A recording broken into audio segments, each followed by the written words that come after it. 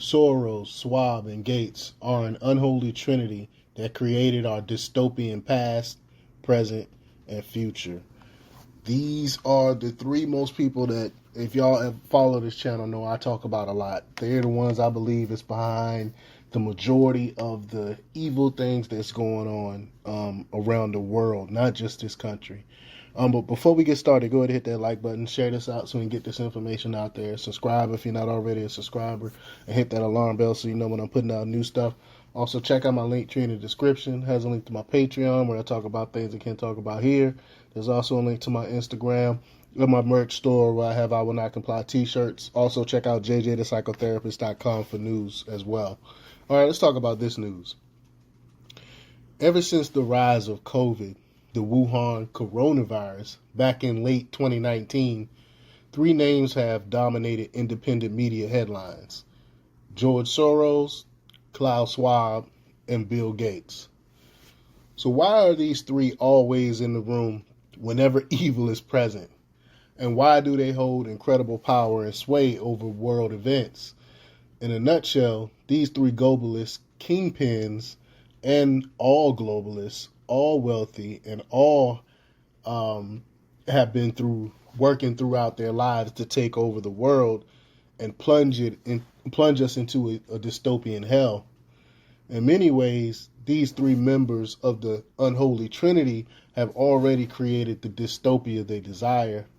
The final touches are still in the works, but generally speaking, these three controversial figures have already achieved their goal of initiating a great reset, followed by their own vision of a new world order. While Soros, Schwab, and Gates all come from very different backgrounds, their approach to life is much the same.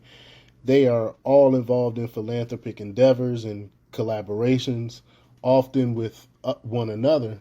They all exert global influence through their involvement in various international organizations, think tanks, and advocacy groups, and they all have shared an interest in global challenges like so-called climate change and healthcare and inequality.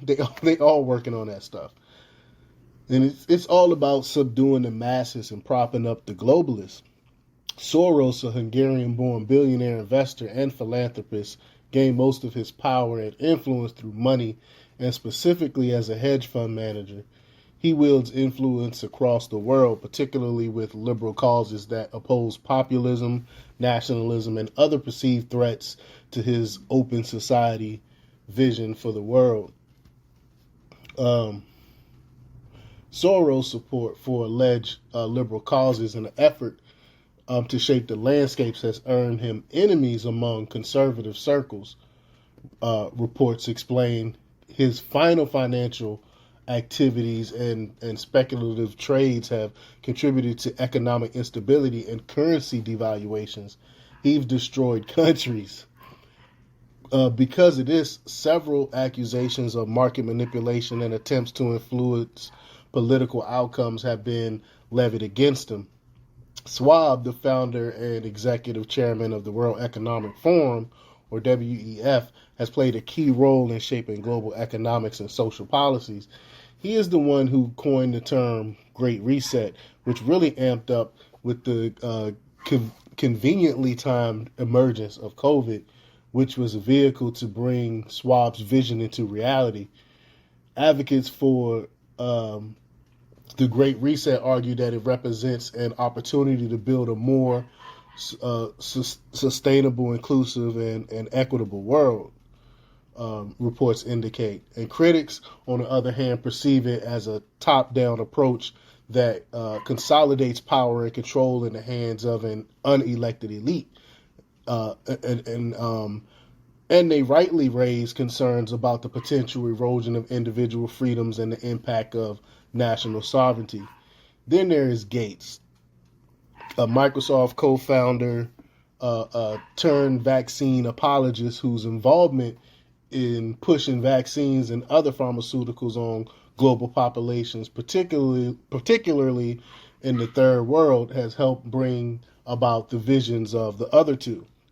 In many ways, Gates' goals are the same as the goals of Soros and Schwab, who want to transform the entire world into a dystopian nightmare for the masses and a utopian paradise for themselves. His foundation has played a pivotal role in funding and supporting initiatives such as vaccine development and delivery, disease eradication campaigns, and improving healthcare infrastructure in low-income countries, reports explain about Gates.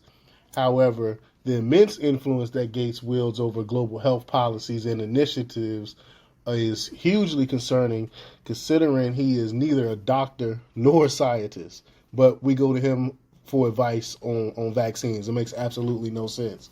Together, this unholy Trinity is reshaping the world in its own image, demonstrating the danger of allowing a small few to own and control the large many through unfettered power, seemingly unlimited wealth, and a penchant for conscienceless acts of evil to achieve their globalist goals. And that's exactly what the Holy Trinity 3 is really about. But let me know what you think about this. Leave your comments down below.